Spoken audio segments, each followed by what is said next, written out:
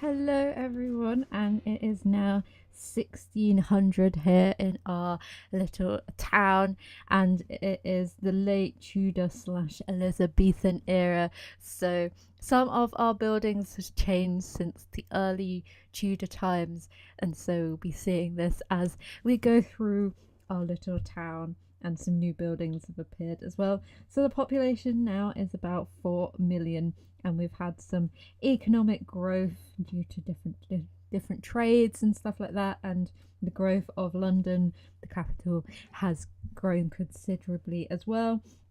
At the beginning of the century, where we left off our last part, wages were high and there was an abundance of land, but sadly now there is really low wages and a shortage of land, so there is a lot of poverty and stuff about at the moment. There has been a social upheaval as well due to this, because the gap between the rich and poor has begun to widen even more, and kind of the average life for someone who managed to get to 15 years old in this time period, they would have expected to last about 40 or 50 years more. And at this time there was a lot of disease and stuff like chicken pox, smallpox, measles, diphtheria and stuff, because of the extremely unsanitary surroundings and all the sewage being thrown onto the street and the mud and all the stuff, and they didn't really have any hygiene. So our little town hall has changed now into a guild hall, and that would have been where the local parliament was based. So there would have been official operatives that ran at a county level or a shire level, depending what name your part of the world has decided to call it. And there would have been a sheriff and a lord lieutenant. The sheriff had the power to decide all the different sort of punishments and laws and stuff like that, but his role has decreased over the centuries as we've got later into the Tudor era, and he would normally be in term for just a year, but he would support elections that would happen, he'd run the jail, and he'd hand out the punishments for the different crimes committed. So he has quite a big responsibility here in the town. And then the Lord Lieutenant was under the king, so this was kind of introduced when Henry VIII came to power. We'll learn about more of the kings and stuff later on in this part. And he would represent the royal court, he would serve for the king's pleasure, and often for the dignitaries as well. He could serve for decades long as well, a lot longer than the sheriff, and he had the power to sort of control the gentry and what they were doing by making them compromise, take up their concerns and console them, and sort of do it in a more talkative way rather than punishing them and stuff. He was also in charge of mobilizing the military as well to defend the town, especially at this time there was a lot of Spanish and French invasions, so it would have been very, very important. The day-to-day business of government in London and places like that would have been held by the Justice of Peace, and they would be the police and the admin functions and all different stuff like that, so they kind of keep everything in order. And there would have also been in towns and cities church wardens, mayors and city aldermen as well, just to keep everything in order as it was. So at this time there was a few different things happening in like science and technology. Kind of wasn't a big era compared to the next one that we're going into, but there was a few different things that happened. So this study of magnetism was actually published, a little paper that was in 1600. There was also a lot of cartography and surveying at the time, especially as we had people like Sir Francis Drake and Christopher Columbus like circumnavigating the globe. So that was a big time. And a man called Frobisher explored the Antarctic as well, so it was kind of the start of the exploration and adventuring time of period. The food was plentiful, but it kind of varied depending on what sort of class you were. The poorer people kind of just stuck to bread, cheese, milk, beer, small portions of fish and meat and veg, whereas the higher classes, they would have been eating a lot of like mutton, veal, chicken, duck, all the meats kind of thing, and loads of exotic fruits and herbs and stuff. And they would have goose on a special occasion like Christmas or something like that. But if you were out in the town, like in a countryside, you would be able to grow your own food as well. So a lot of the townspeople would do that if they had the opportunity. So they could sort of substitute their diet with something a bit more better for them.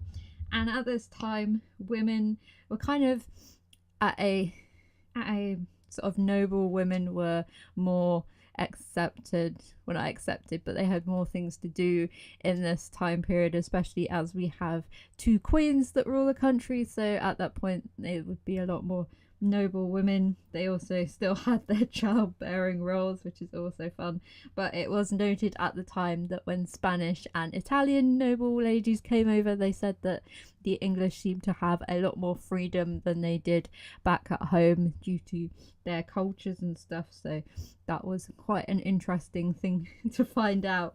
And the upper classes would have been well educated as well, but not as well as the males. And at this time period, 90% of women would have been married, and the average age of a bride would have been 25 to 26 years old, and the groom would have been 27 to 28. But this would have been a lot lower for the noble people. It was like 19 or something for a woman, and about like 23 for a man. So it was kind of a different time period, not like these days where you could probably get married like near off any age. At this time there was a lot of arts and stuff going on. Of course we had William Shakespeare and the Globe Theatre, so he was doing all of his plays about what had happened over the last 100 years prior to this. So we got like the Richard III and all the Henry plays as well to entertain Elizabeth. And we also had more composers as well, especially church ones, but also in local areas there would have been a lot more folk songs and ballads about stuff that had happened, like events and stuff, or big monumental occasions. And the Renaissance had finally got to Britain, so we were finally catching up, even though we still didn't have that many painters of our own, but a lot of them had come over and brought their style and techniques with them. Sort of there came more pastimes here, especially in the Elizabethan end of this century. There was lots of summer fairs and May days and going to the theatre. They also played a lot of sports like tennis, fencing, jousting. There was a lot of fighting, like animal fighting and stuff like that. And gambling and cards became more other things. So you can imagine that that started off a lot of the problems later on in the centuries. And they still had the Lord's Mayor show, which still happens today. We went to it this year, and they also had Halloween and Easter and Valentine's Day and stuff like that as well. So a lot of what we consider modern holidays were still happening back then. So this time period has kind of two different names. Obviously it was still part of the Tudors because of Henry Tudor, Henry VII, who won it back at the Battle of Bosworth against Richard III. So he brought the Tudor name back into line.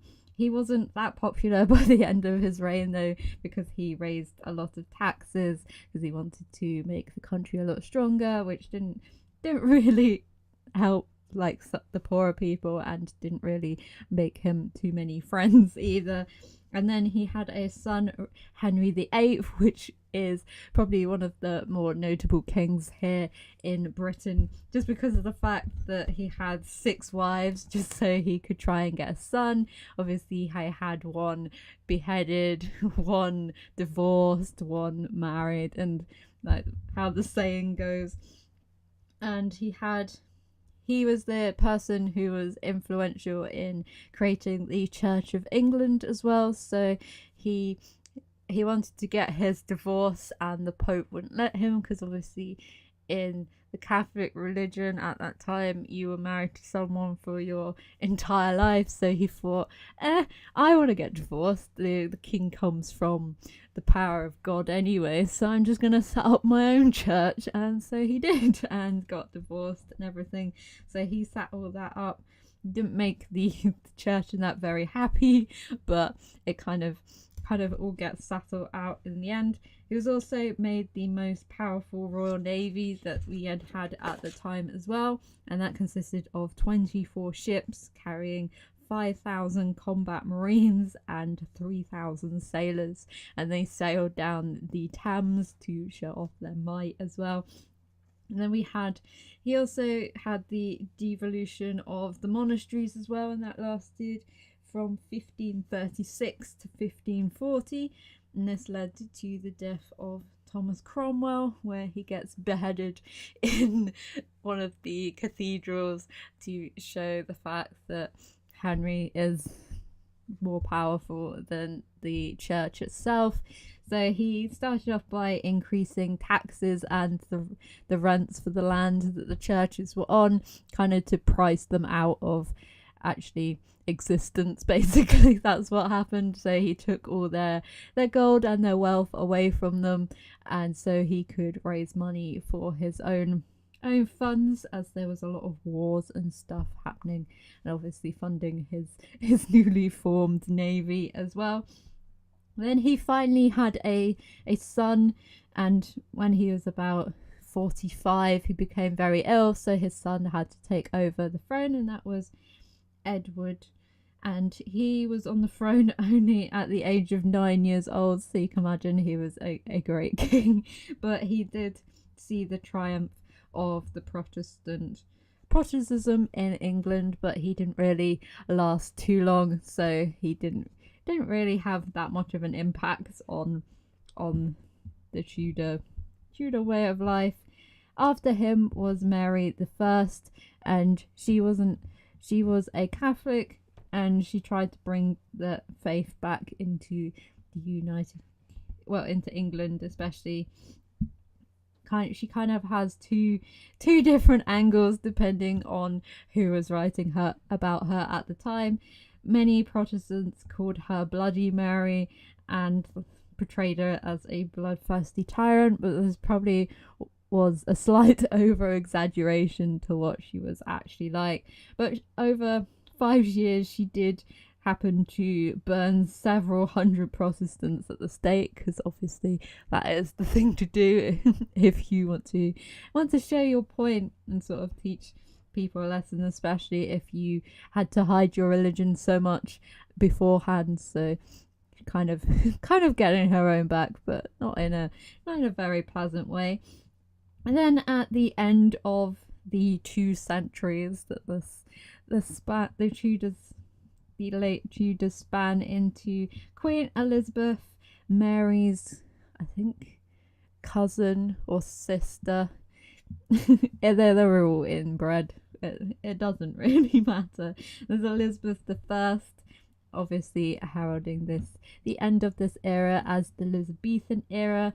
Her reign was known as a golden age in English history, and the Victorians were a bit obsessed with her as well, calling her Gloriana and using her for a lot of Britannia sort of texts and statues and stuff to kind of celebrate being British. And there was a lot of political, social and cultural developments under her reign. It was kind of a good point at the end of these centuries, and there was a renaissance that was inspired by national pride and through classical ideas as well at this time. So things were starting to pick up. We obviously joined the Renaissance as well, but by the end, due to all her costly wars and stuff, there were a few economic factors that didn't actually put her in very good favour with the general public and the lords as well. So there was a lot of points during her reign where we were warring with the Spanish and the French as well.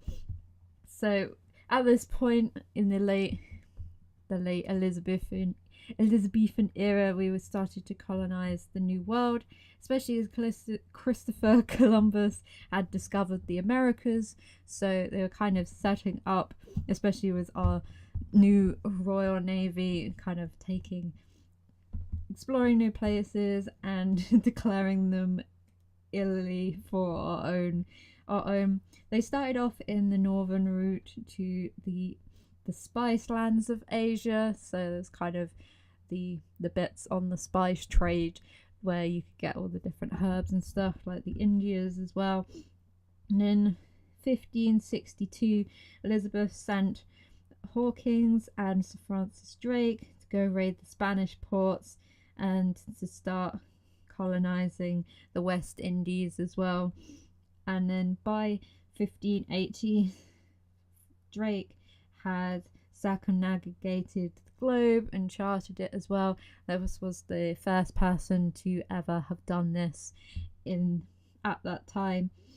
And then by the end of the century, in the 1600s, the East India Trading Company was chartered and obviously set up for when they started doing all the things later on. So it was a lot earlier before they actually coined the name, due to where they had landed and started to settle themselves.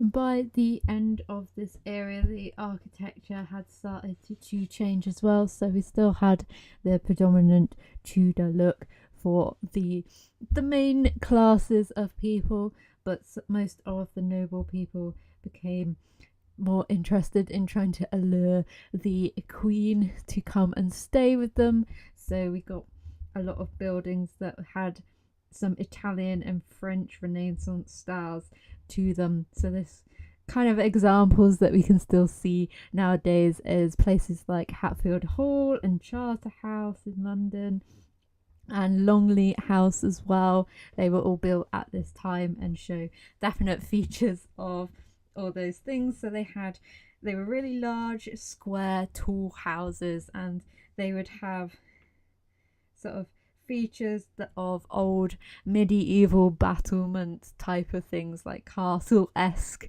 type of architecture to them. They were trying to attract the queen to stay so they could advance their careers and sort of get on in the royal courts and stuff like that. A lot of the churches became more perpendicular in style, which was a form of English Gothic that was about, so it had lots of arches and beams and stuff, kind of just a more elaborate version of our little church that we built in the last part. And often these buildings were extremely elaborate and had fanciful roof lines, and they also included new features in their house, like long galleries. So there's just big long hallways where there's loads of pictures and stuff, and great halls and entranceways and drawing rooms as well. This palace is kind of based off a earlier Tudor settlement. So this is based off Sutton Palace, which I mentioned last time, so it's a bit more of a earlier Tudor style, but we can still see some of the more fanciful features coming through in its roofing, and it being quite a medieval looking build, even though it's a more modern take on it. And it obviously has all the glass and stuff in it, and the lead lining windows, as they could all afford that type of thing, as they were all the gentry of England. I will leave you with a little tour of all the things that we've built, and we can see how much our town has changed even over just a few more 100 years. And I will see you in the next one to see how much it has even more.